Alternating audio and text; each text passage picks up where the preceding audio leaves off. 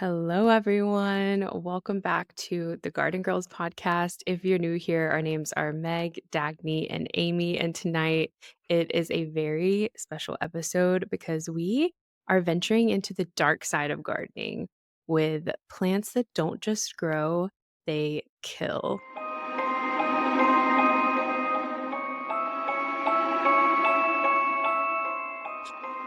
So, we're going to be discussing plants that have been used in murders, are just steeped in superstition, and they remind us just how dangerous our gardens can actually be. As you can see, we're all dressed up for the occasion. It's October finally, so happy Halloween month. It's spooky season. It's spooky season. So, let's talk about some spooky things. Amy, do you want to go first? Give us our first deadly plant. Sure. So we'll begin with a plant which is deceptively beautiful, the foxglove or digitalis, and its tall, slender stalks are covered in bell-shaped flowers that could grace any garden. They look beautiful in a cottage garden and they grow wild all around where I live. But don't let the beauty of these flowers fool you, because beneath the delicate petals lies one of the most infamous poisons. Foxgloves contain digitalis, which is a compound that is still used today in heart medications. But if you get the dose of this even slightly wrong, you could die, which is pretty terrifying. So yeah, the difference between medicine and poison is a very fine line. And in Victorian England, it was common for women to steep a tiny bit of foxglove in tea to soothe the heart. But a lot of people didn't realize that it was super easy to overdose on it. And several mysterious deaths in the 18th and 19th centuries were thought to have been caused by this not so innocent plant. And it didn't stop there. Foxglove's reputation as a tool for murder grew alongside its fame as a cure. Rumors swirled about aristocrats and socialites using it to quietly dispose of their rivals, and its effects mimicking natural heart failure worked so well that coroners often couldn't really tell the difference. But perhaps the eeriest thing about foxglove is its folklore. They're also known as witches' gloves, and the plant was believed to be a favorite among witches, and they were used in potions that could bring sickness, madness, and even death. It was also said that fairies loved foxgloves too, and they lived inside the flowers, but to pick them without permission could invite you terrible misfortune. So beware. If you're going to grow foxglove, make sure you don't anger the spirits of the forest. Ooh, I love this one. I think it's really weird how there's a lot of plants like that that are like slightly poisonous, but we use them as medication. That's just so weird to me. I need to know like the scientific reason why we use that in heart medication. So I think with foxgloves, it can slow your heartbeat. So obviously, if you take too much of it, then it's going to stop your heart, basically. But for people with heart conditions, it could be super helpful in the exact correct dose. I think that's a really good example, although an extreme example, of the fact that like a lot of our modern medicine did come from plants to begin with. But just imagine being a Victorian woman and you're like, I'm going to take this tea to calm my heart. And then you just calm it to the point of it not working anymore on accident. That would be terrifying. I mean, it wouldn't be terrifying for her because she'd be dead, but for everyone else, yes. Well, I'm sure it would probably be terrifying like while it was happening, because I'm sure you don't just die instantly. She's I wonder probably if you like, just like fall asleep. I hope so. Because imagine how scary it would be if you're just like, okay, I'm calming my heart. Okay, it's feeling a little too calm. Yeah. Okay, it's like barely beating now. And then I would have a panic attack. Yeah. That would probably kill me before the Yes. foxglove, to be honest. Right. Terrifying. There's also some other interesting facts about foxgloves. So apparently, witches used to make an ointment out of them, and also a few other really poisonous plants like hemlock and belladonna.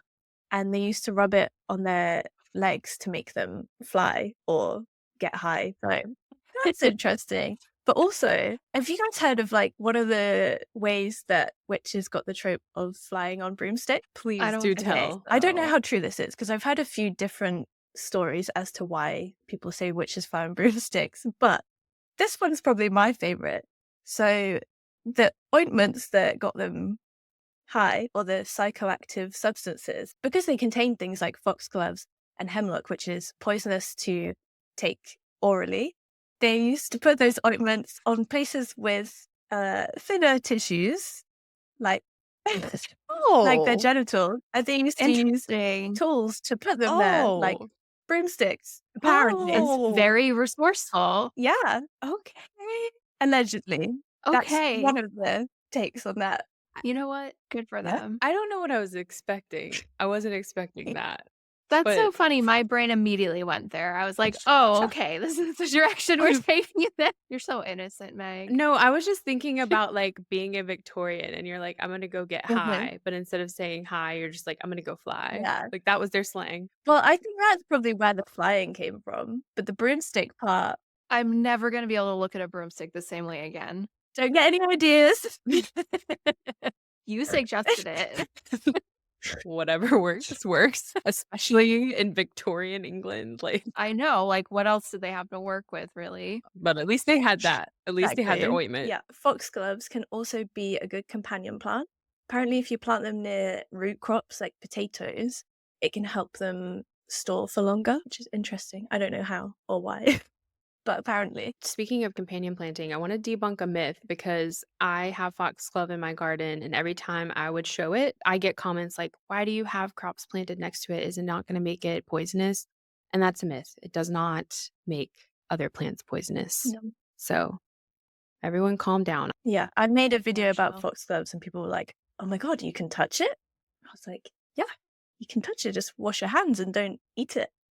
You'll be fine." But there are some other plants which are poisonous that you shouldn't touch, but we'll go into those later. Next, we're gonna turn to a plant with a reputation for being almost supernatural.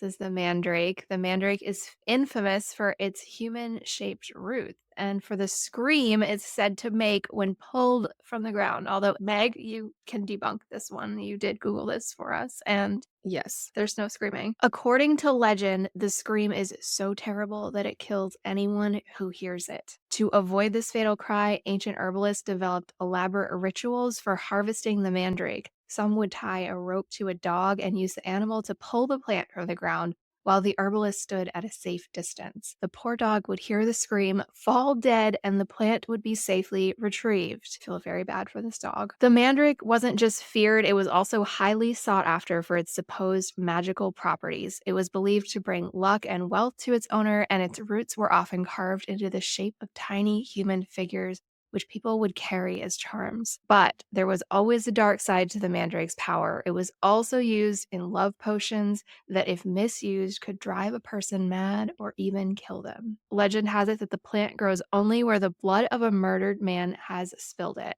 although Google says it grows in zones 6 through 8. Must be a lot of murdered men in zone 6, right?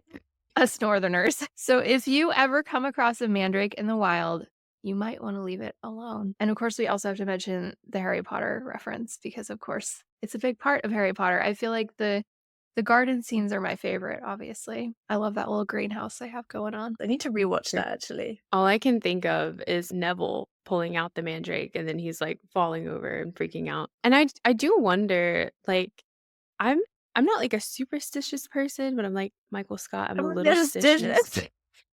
If like there's so much lore like that behind something, I'm like, what if it doesn't scream when you pull it up or nothing happens when you pull it up, then what like how did this legend come to be to the point where it was so terrible that herbalists had to come up with this specific way to harvest it? I wonder if it was more to like scare kids away from like harvesting it. If it were a dangerous plant or something they just didn't want kids around, maybe they just made up stories like Yeah, that. I do feel like that's where a lot of folklore about plants comes from. Like, don't pick these, don't take them inside. I think a lot of it's just like, leave nature alone or leave these poisonous plants alone. Do you know what I mean? I feel like that's what a lot of it is rooted in.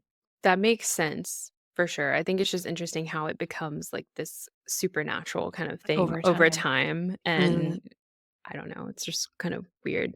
I have to admit that when I first saw mandrakes in Harry Potter, I didn't know it was a real plant. Like, I just thought it was one of their fictional things. Obviously, they have made it fictional in the screaming and the faces and the kicking that it does, but, like, I didn't realize it was based off of any sort of truth. Yeah, I didn't know it was a real thing. And also, I would love one of those little charms carved out of the roots. That sounds so cool.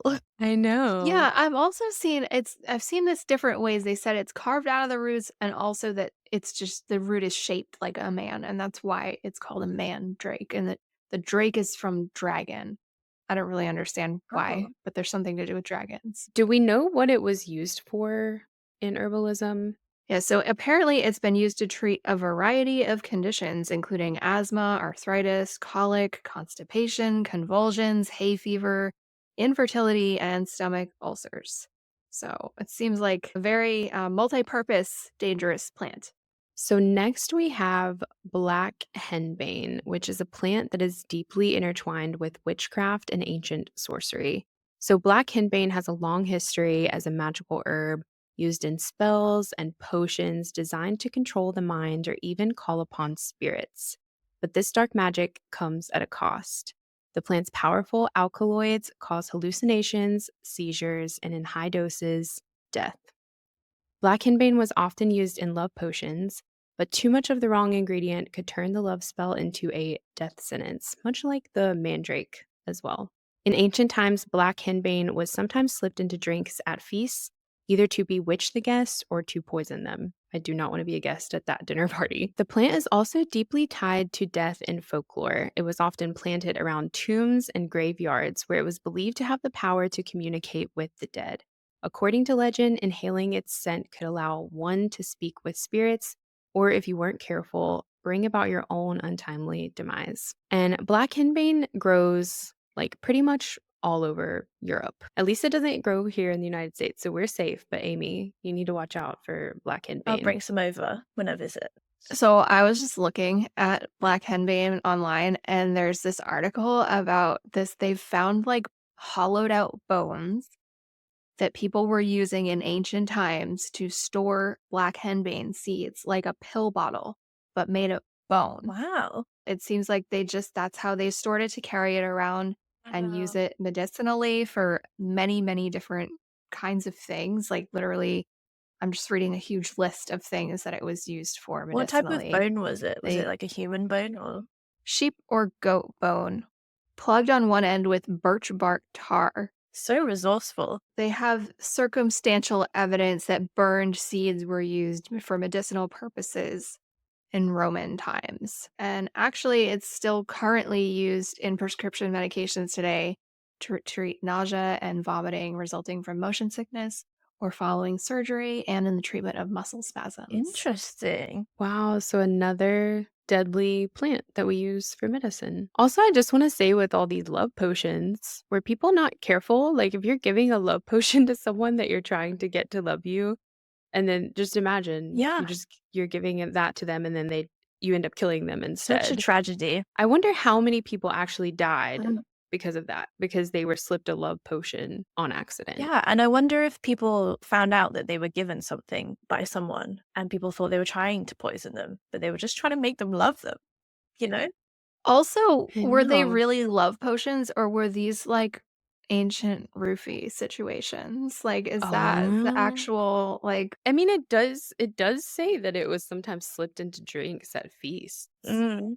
to right? bewitch the guests or poison them, and bewitching could be like AKA roofing Yeah, like them. the way they say love potion makes it sound kind of cute, but then it's like you're literally spiking someone's drink. It's Yeah, exactly. Not not cute. cute. Not cute, not No. demure. No. I also just want to say that I would like for someone to plant it around my tomb just to Mm. see if they can communicate with me. I don't know. This is a good Who idea. knows? Now, let's move on to another plant with a long and bloody history, the yew tree. So, the yew tree has long been associated with death, and for good reason. Every part of the yew, from its needle like leaves to its berries, contain toxic alkaloids that can kill you within hours, and they often stop the heart. In medieval Europe, yew was a favorite tool of assassins. The toxin is slow acting but deadly, giving the victim just enough time to return home before collapsing. In some cases, murderers would slip yew leaves into their victims' food or wine, ensuring a sudden but natural death, one that could be mistaken for a heart attack or a stroke. The plant's association with death doesn't end there. You've probably seen yew trees in graveyards, and that's no accident.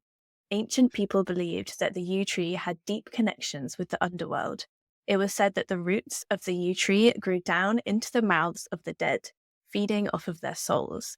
Some even believed that touching a yew tree would bring death or illness.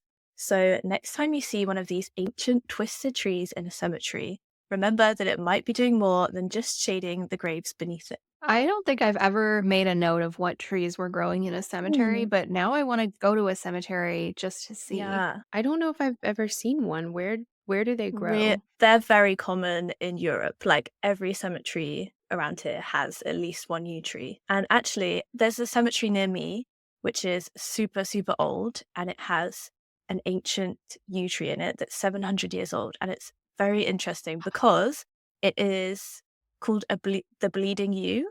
And it's basically been bleeding this like blood red sap out of it for hundreds of years. And no one knows why. And there's so many different legends about it. And my favorite one is that a monk was wrongfully hanged from the tree, and that the tree is kind of like protesting the injustice. So, yeah, and I've Aw. gone to see it as well, and it's so cool. Could you see the sap? It does really look like blood.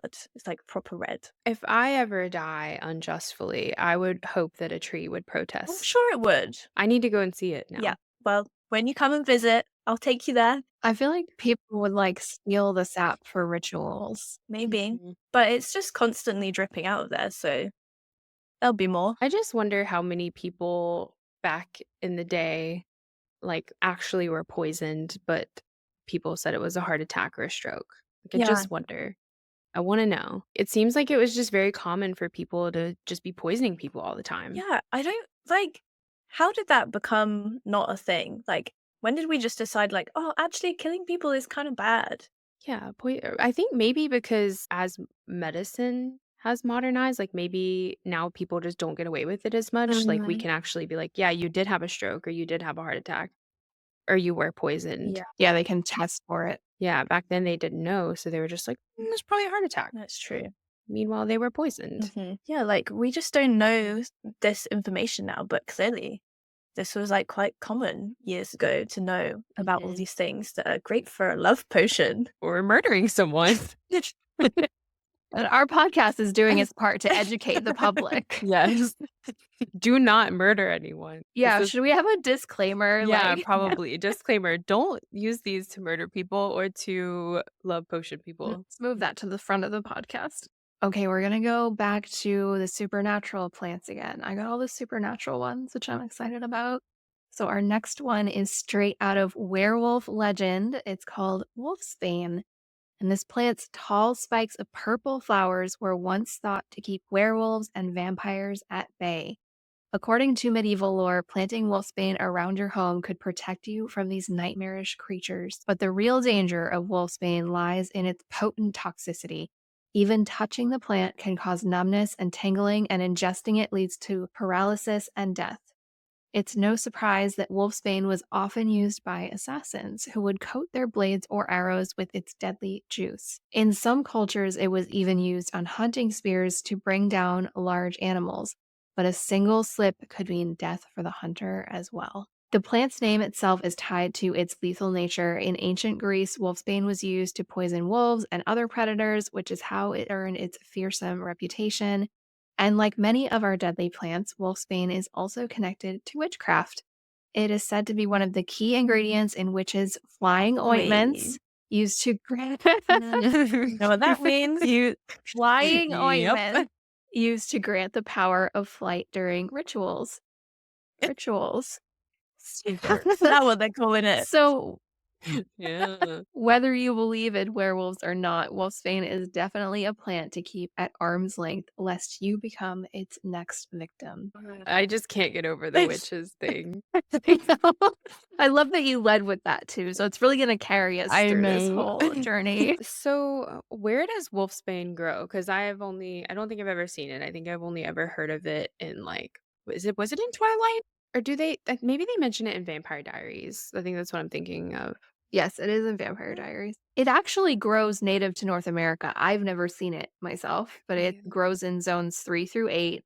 It's a member of the buttercup family, and it looks really pretty from the pictures that I can see online, but I'm not gonna grow it because the idea that you could just barely touch it and have issues, like, I'm just not about that.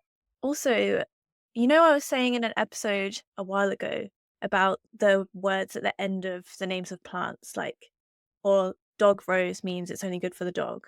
If something ends in bane, it usually means it's toxic or harmful to you in some way. So, any plants that have bane at the end of them, maybe be a little bit careful with those. Although some of these plants don't have the word bane and they're super deadly. So, obviously, you can't rely on that. That's still good to know, Yeah. though. I think that they use it in Harry Potter as well. Doesn't Professor Lupin that's what he takes to, like, keep him from becoming a werewolf? Yes, relieved but did not cure the symptoms. Your supernatural movie and TV show plant knowledge is great, Meg. It's because that's literally all I watch. I only watch, like, high fantasy stuff and read it because I just, like, wanna escape this world. Yeah, but bring plants with you. Yeah, exactly. So next we have a plant that is just as beautiful as it is deadly. It's called belladonna. It's also known as deadly nightshade, and its name literally translates to beautiful woman, which is a reference to its historical use by women in Renaissance Italy who would drop belladonna extract into their eyes to dilate their pupils, giving them a seductive, wide-eyed appearance. But this beauty comes at a terrible price. Belladonna is packed with toxic alkaloids like atropine and scopolamine, which in even small doses can cause hallucinations, paralysis, and death. It's been used in everything from poisonings to witchcraft, earning its place as one of the most notorious poisonous plants in history. Its deadly allure doesn't stop at beauty treatments. Belladonna was historically used by assassins, most infamously by the ancient Romans. Emperor Augustus was rumored to have been poisoned with belladonna, and it was a favorite of the Borgias, which was a powerful family in Renaissance Italy known for their love of poisoning rivals. How can you be known for your love of poisoning rivals? Like, how'd you get away with that? Well, the Borgias, we have a story in coming up next episode about the Borgias, and we're going to dive more into them because they did love to poison people.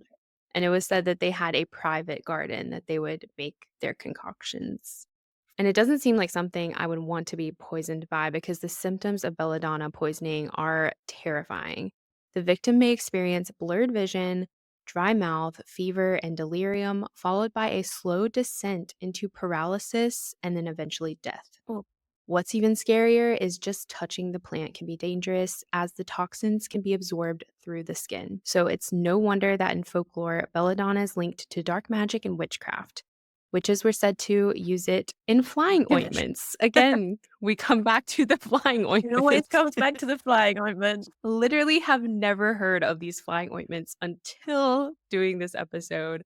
But it was used in flying ointments to induce vivid hallucinations or to bring death upon their enemies. And in medieval Europe, people believed that belladonna could open a doorway between the living and the dead. Some would use it in rituals to communicate with spirits, though many who tried found themselves permanently trapped on the other side. And it grows in England and Central and Southern Europe. So I'm sensing a theme with the UK Yeah. here or like Europe. I'm sensing Yeah, a theme. basically, like, watch out for Amy, Yeah, I our guess. country's just full of poisonous plants.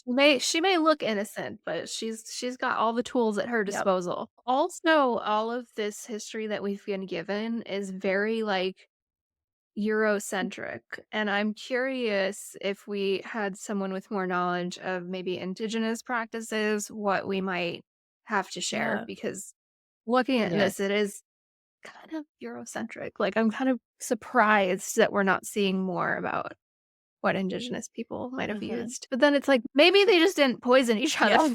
Yeah.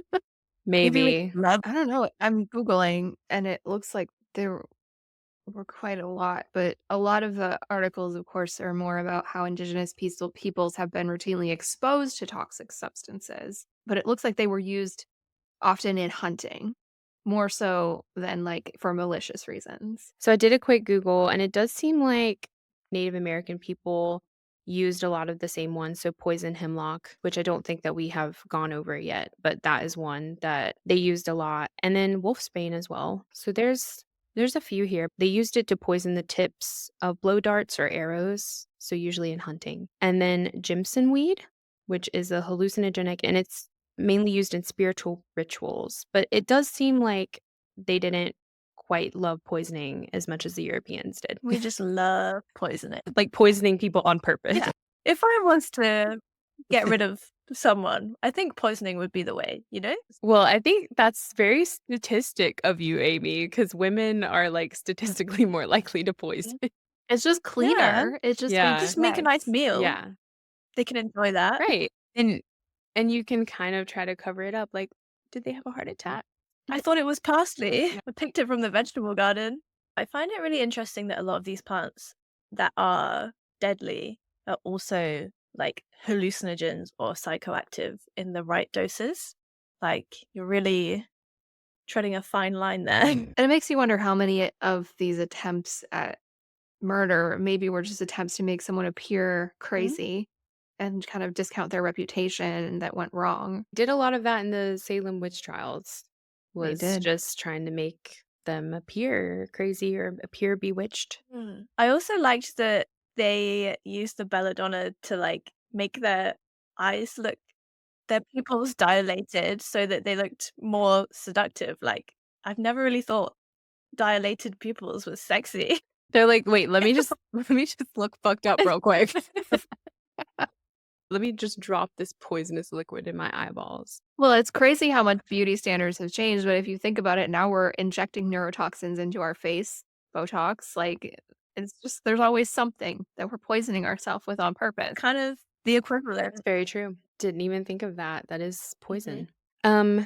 So upon my vast research, there is speculation that certain plants might have contributed to the symptoms observed during the Salem witch trials, and one of those is a fungus called claviceps purpurea. Oh, is this the moldy bread thing? Yes, it can grow on rye and other grains under certain conditions, and it contains alkaloids similar to LSD that can cause a condition known as ergotism, which results in hallucinations, muscle spasms, convulsions, and delusions.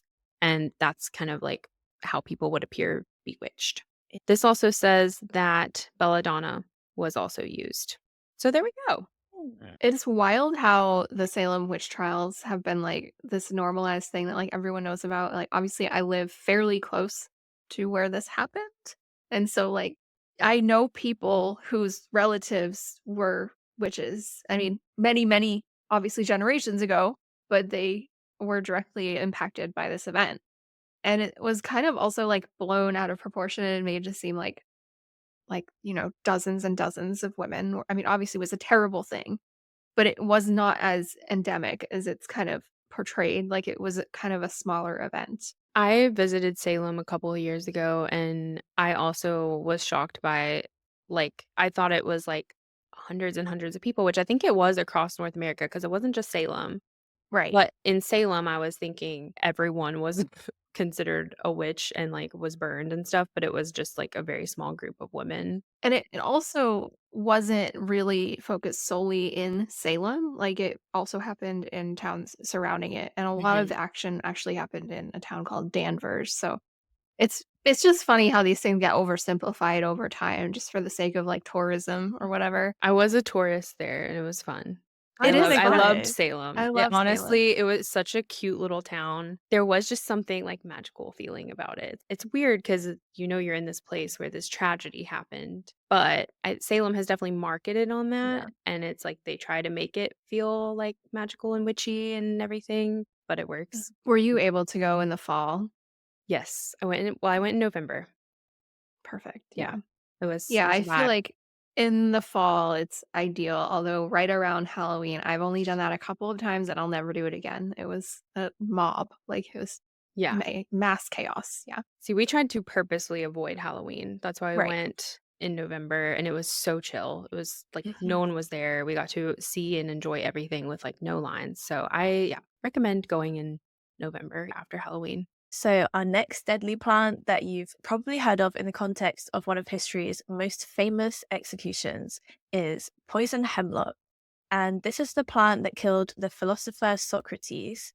In ancient Greece, he was sentenced to die by drinking a mixture made from its leaves. It's said that after taking the poison, Socrates calmly discussed philosophy as paralysis crept up his body, eventually stopping his heart. Poison hemlock contained alkaloids that cause respiratory failure, leading to a slow and painful death. And what's terrifying is how easy it is to mistake hemlock for other edible plants like wild carrots or parsnip. Several cases have been reported where foragers have unknowingly harvested hemlock with tragic results. But hemlock wasn't just an executioner's tool. In medieval Europe, it was the poison of choice for political assassins. Its effects were subtle and hard to trace, and it could be administered in food or drink with very little risk of detection. A common hemlock recipe involved mixing the plant into soups or sauces, and just a few bites could be enough to kill someone. As with many deadly plants, there's a darker side to hemlock in folklore. It was often believed to be a plant favored by witches, used in curses and potions to bring harm to their enemies. Even touching the plant was said to bring bad luck or illness, so travelers would go out of their way to avoid areas where it grew. If you ever see this plant on a hike, I'd suggest doing the same. So I guess the witches could not put this in their ointments. They did.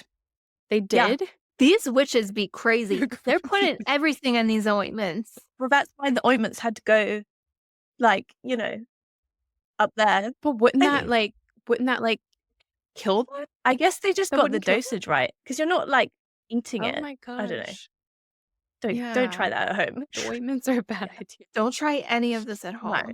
And also, I like to call hemlock the devil's parsnips because they just look like parsnips, or they're also called dead man's fingers, the roots of hemlock.